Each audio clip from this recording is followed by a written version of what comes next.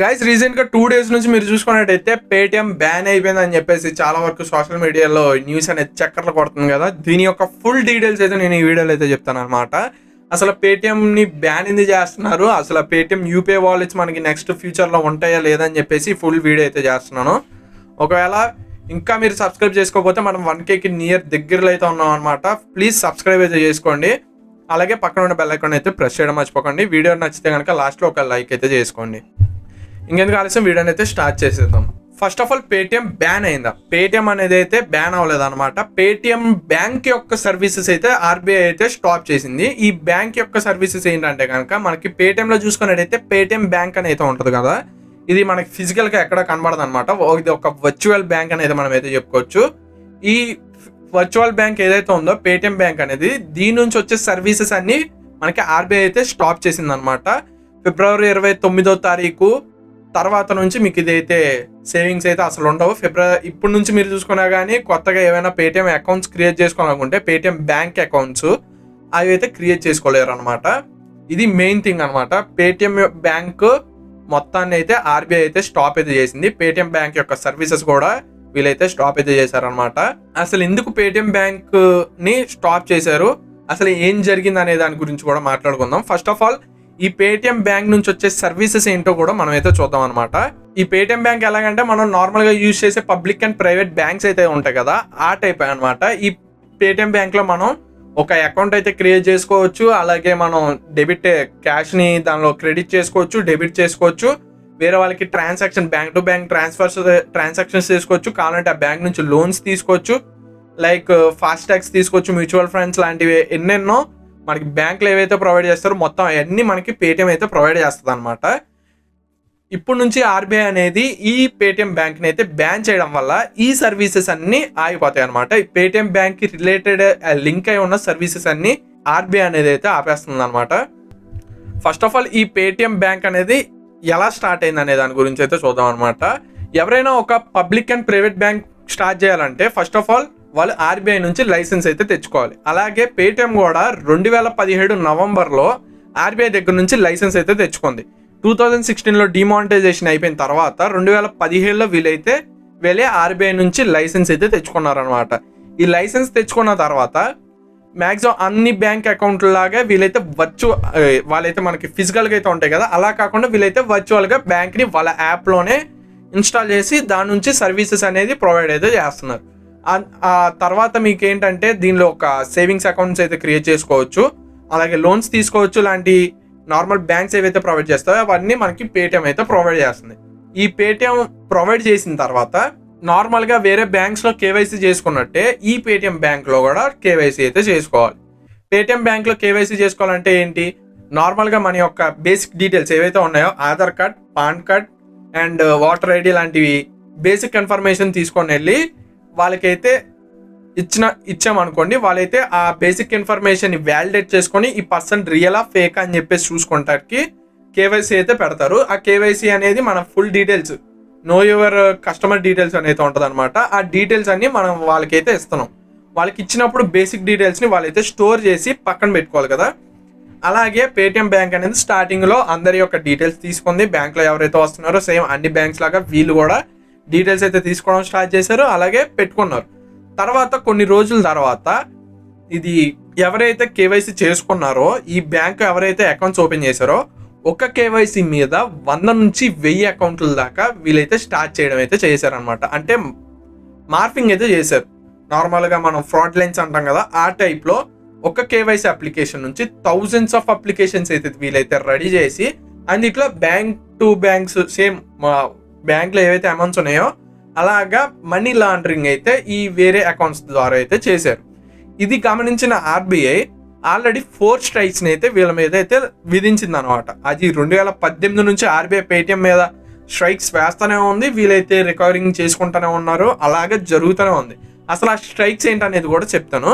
అలాగే పేటిఎంలో ఇంకొక థింగ్ ఏంటంటే చైనాకి సంబంధించిన కొంతమంది ఇన్వెస్టర్స్ అయితే ఈ పేటిఎం బ్యాంక్లో మెయిన్ షేర్ హోల్డర్స్ అవ్వడం అనేది ఇంకొక కారణం అని అయితే మనమైతే చెప్పుకోవచ్చు అనమాట.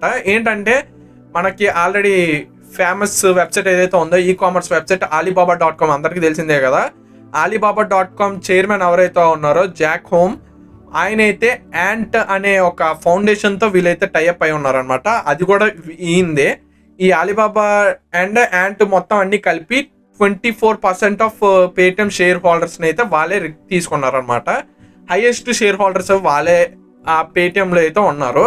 ఆ 24 తర్వాత వీళ్ళైతే 2018లో 10% ఆఫ్ షేర్స్, అంటే దగ్గరికి 1600 కోట్లు వీళ్ళైతే షేర్స్ని అయితే స్టేక్ చేస్తారనమాట, అంటే అమ్మేశారు. ప్రజెంట్ వీళ్ళైతే దానిలో 10.8% లీడింగ్లోనే ఉన్నారు. మళ్ళీ ఆ షేర్స్తో వీళ్ళైతే లీడింగ్లో అయితే ఉన్నారనమాట. టాప్ 2 ఆర్ టాప్ 3లో పేటిఎంలో అయితే ఉన్నారు.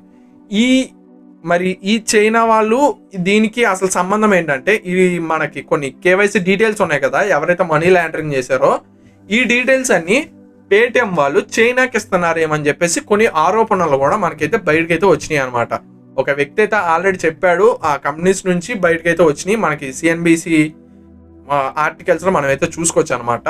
దాన్ని చూసుకున్నట్టయితే ఈ యొక్క డీటెయిల్స్ అన్ని చైనా వాళ్ళకి వెళ్తున్నాయి అని చెప్పేసి కొన్ని ఆరోపణలు కూడా ఉన్నాయి.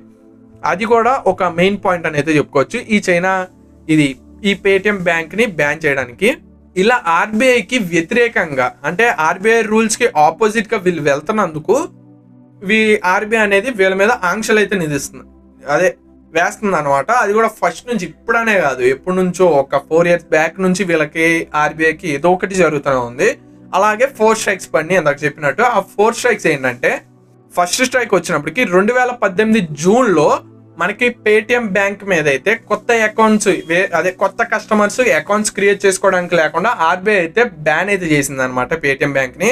కొత్త కస్టమర్స్ ఎవరు వీళ్ళ బ్యాంక్లో అకౌంట్స్ అయితే క్రియేట్ చేయలేరని చెప్పేసి జూన్ 2018లో అయితే వీళ్ళ మీద అయితే ఆంక్షలు అయితే విధించింది.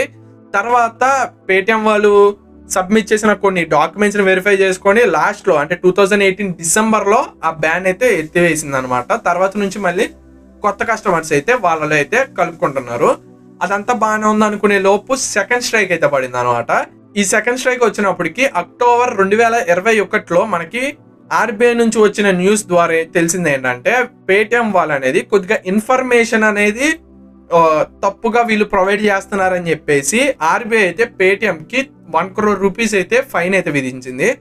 1 crore రూపీస్ ఫైన్ విధించిన తర్వాత వీళ్ళు ఆటోమేటిక్గా రీసెట్ అవుతారని చెప్పేసి అనుకున్నారు. తర్వాత మళ్ళీ 2022 మార్చ్లో వీళ్ళైతే మళ్ళీ వాళ్ళ మీద అయితే ఆపేశారు అనమాట. కొత్త కస్టమర్స్ని మళ్ళీ అకౌంట్ క్రియేట్ చేసుకోలేకుండా 2022 మార్చ్లో మళ్ళీ ఆర్బీఐ అనేది పేటిఎం మీద అయితే వేసింది. తర్వాత కొన్ని ఐటీ ఆడిటింగ్స్ అండ్ కన్సల్టింగ్స్ ద్వారా వీళ్ళైతే కొన్ని పేటిఎంకి ఒక డీటెయిల్స్ని మొత్తం ఆడిటింగ్ చేసి చూసిన తర్వాత అంతగా ఏం దొరకపోవడంతో మళ్ళీ 2022 లోపు మళ్ళీ ఆ బ్యాన్ అయితే ఎత్తివేసేసారు. తర్వాత మెయిన్ స్ట్రైక్ ఏదైతే ఉందో 4th స్ట్రైక్ అనమాట. ఇది వచ్చినప్పటికి అక్టోబర్ 2023లో అయితే పడింది అనమాట. ఈ 4th స్ట్రైక్లో పేటిఎం వాళ్ళు అయితే భారీ మొత్తం అమౌంట్ని ఆర్బీఐకి అయితే సమర్పించాల్సి వచ్చింది. ఎంత అంటే 5,39,00,000 రూపాయలు ఫైన్ కింద అయితే వాళ్ళైతే కట్టారనమాట. ఎందుకంటే కేవైసీ ఇప్పుడు దాకా ఏదైతే జరిగిందో కేవైసీ గురించి డీటెయిల్స్, ఈ కేవైసీ డీటెయిల్స్ మనీ లాండరింగ్ ఎక్కువగా చేస్తున్నారు, వీళ్ళు మన డీటెయిల్స్ని వాళ్ళకి ప్రొవైడ్ చేస్తున్నారు అని చెప్పేసి ఒక అకౌంట్ మీద 100 అకౌంట్లు 1000 అకౌంట్లు క్రియేట్ చేయడం వల్ల ఆర్బీఐ అనేది 5,39 lakhs అయితే వీళ్ళ మీద అయితే ఫైన్ అయితే వేసింది అనమాట. అలాగే 2023 అక్టోబర్లో ఆర్బీఐ నుంచి వచ్చిన న్యూసెస్ వల్ల మనకు తెలిసింది ఏంటంటే, పేటిఎంలో 34 కోట్ల మంది వాలెట్ యూజర్స్ ఉంటే దానిలో 31 కోట్ల వాలెట్ యూజర్స్ ఇనాపరేటివ్గా అయితే ఉన్నారనమాట. అది మెయిన్ అకౌంట్సా ఫేక్ అకౌంట్స్ అని చెప్పేసి ఆర్బీఐకి ఇంకా డౌట్ అయితే ఉందని అయితే చెప్పుకోవచ్చు. మొత్తం 4 crores 3 to 4 crores మెంబర్స్ అయితే వీళ్ళ దానిలో యాక్టివ్గా అయితే ఉంటున్నారు. మొత్తం ఇంకా 31 crore మెంబర్స్ అసలు యాక్టివ్గా లేరు, ఇనాపరేటివ్గా అయితే ఉన్నాయన్నమాట. అందుకని చెప్పేసి ఆర్బీఐకి అవి ఫేక్ అకౌంట్స్ ఏమో అని డౌట్ వచ్చి మళ్ళీ ఇప్పుడైతే బ్యాన్ అయితే వేశారనమాట. ఇలా ఇన్ని స్ట్రైకులు పడిన తర్వాత 2023 మార్చ్లో పడిన తర్వాత మళ్ళీ 2024 ఫిబ్రవరి 1వ తారీఖు, జస్ట్ జనవరి 31వ తారీఖు రాత్రి ఫిబ్రవరి 1వ తారీఖు ఆ టైంలో మనకు వచ్చిన న్యూస్ ఏంటంటే, పేటిఎం బ్యాంక్స్ అనేది టెంపరీగా కాదు పర్మనెంట్గా పేటిఎం బ్యాంక్ అనేది బ్యాన్ చేస్తున్నాం అని చెప్పేసి ఆర్బీఐ అయితే కొత్త రూల్స్ అయితే మనకైతే ప్రొవైడ్ అయితే చేసింది. ఆ రూల్స్ వల్ల మనకు తెలిసింది ఏంటంటే పేటిఎం బ్యాంక్స్కి రిలేటెడ్ అండ్ లింక్డ్ అయి ఉన్న అకౌంట్స్ అన్ని వెంటనే ఆపేస్తాయి అని చెప్పేసి అయితే వాళ్ళైతే చెప్పారనమాట. దీనిలో మనకు తెలిసింది ఏంటంటే పేటిఎంకి కనెక్ట్ అయి ఉన్న ఏవైతే ఉన్నాయో మ్యూచువల్ ఫండ్స్ కానీ, ఫాస్టాగ్స్ కానీ, నార్మల్ పేమెంట్స్ కానీ, బ్యాంక్ టు బ్యాంక్ ట్రాన్స్ఫర్స్ కానీ, అలాగే ట్రైన్, ఐఆర్సిటిసి డైరెక్ట్ వీలైతే బుకింగ్స్ ఏవైతే ఉన్నాయో, మూవీ బుకింగ్స్ ఏవైతే ఉన్నాయో అవన్నీ ఎక్కువగా చేయడం వల్ల వీలైతే ఎలాంటి బ్యాన్స్ అయితే ఎదుర్కోవాల్సి వస్తుంది అనమాట. ఒకటి కాదు, ప్రతి సెక్టార్లో వీలైతే ఇన్వాల్వ్ అయితే అయిపోయారనమాట. అది రైల్వే కావచ్చు, ఫ్లైట్ టికెట్స్ కావచ్చు, నార్మల్గా మూవీ టికెట్స్ కావచ్చు, ఏమైనా ఈవెంట్ టికెట్స్ కావచ్చు, ఇంకా మీరు నార్మల్గా చూసుకున్నట్టయితే మ్యూచువల్ ఫండ్స్ కానీ, డిజిటల్ గోల్డ్ కానీ, అలాగే మొబైల్ రీఛార్జెస్ ప్లాట్ఫామ్స్ అండ్ చాలా వరకు అయితే వీళ్ళైతే దానిలో ఉండిపోయారు అనమాట. ఎక్కువ సెక్టర్స్లో వీళ్ళు లింక్ అప్ అవ్వడం అనేది కూడా కొద్దిగా మెయిన్ ప్రాబ్లం అని అయితే చెప్పుకోవచ్చు అనమాట. ఎందుకంటే వాళ్ళ అకౌంట్స్ కూడా వీళ్ళ దానిలో కొన్ని ఇన్ఆపరేటివ్గా అయితే చూపిస్తాయి అనమాట. అందుకని వీళ్ళైతే కొద్దిగా బ్యాన్ అయితే పడింది అనమాట వీళ్ళ మీద. అలాగే ఈ మొత్తం జరిగిన తర్వాత మనకి పేటిఎం CEO అయితే మళ్ళీ బయటకు వచ్చి ఒక డీటెయిల్ ఇన్ఫర్మేషన్ అయితే ఇచ్చారనమాట. ఈ మధ్యన ఏంటంటే పేటిఎం బ్యాంక్ అయితే ఆగిపోయింది. Paytm UPI wallets and normal ఏవైతే ఉన్నాయో మొబైల్ రీఛార్జెస్, వేరే యూపీఐ ప్లాట్ఫామ్స్ ఏవైతే చేస్తున్నాయో అవన్నీ మేమైతే ప్రొవైడ్ చేస్తున్నాం అని చెప్పేసి పేటిఎం CEO అయితే బయటకు వచ్చి చెప్పారనమాట. మళ్ళీ వీళ్ళు ఒక జనాల్లో పట్టుదల పెంచుకోవడం కోసం మంచిగా మేము కృషి చేస్తాం అని చెప్పేసి అయితే బయటకు అయితే చెప్పారనమాట. ఏంటంటే వేరే బ్యాంక్స్తో కూడా మేమైతే కొలాబరేట్ అయితే అవుతున్నాం, వాళ్ళు కూడా కొద్దిగా పాజిటివ్గా రెస్పాండ్ అవుతున్నారు, మేము కూడా మళ్ళీ త్వరలో వస్తామని చెప్పేసి యూపీఐ ట్రాన్సాక్షన్స్ అయితే ఎప్పటికీ ఆగమని చెప్పేసి అయితే చెప్తుంది అనమాట. ఈ పేటిఎం బ్యాంక్స్లో ఉన్న మనీ మరి ఏం చేయాలంటే కనుక ఈ 29 లోపు మనకి కొత్త ట్రాన్సాక్షన్స్ ఏవి ఆ పేటిఎం బ్యాంక్లోకి అయితే ఇంకా వెళ్ళవన్నమాట.